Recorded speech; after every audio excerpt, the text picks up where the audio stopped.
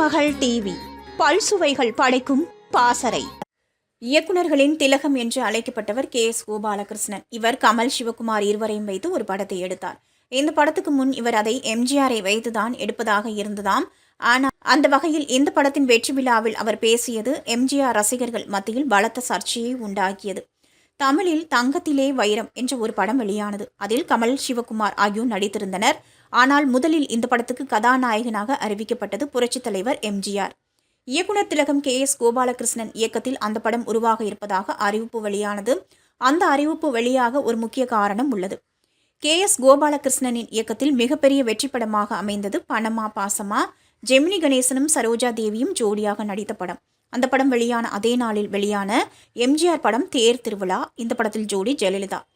பணமா பாசமா படத்தை பொறுத்த வரைக்கும் அது மிகப்பெரிய வசூலை அள்ளியது.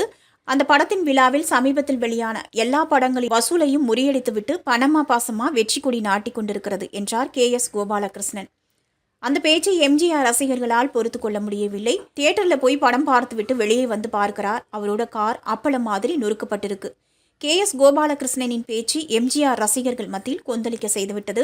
அது மிகப்பெரிய ஆத்திரத்தை கிளப்பியிருக்குன்னு தெரிந்ததும் மிகுந்த பாதுகாப்போடு அவர் தங்கியிருந்த இடத்துக்கு எஸ் கோபாலகிருஷ்ணனை அந்த திரையரங்க உரிமையாளர்கள் அழைத்து செல்கின்றனர்.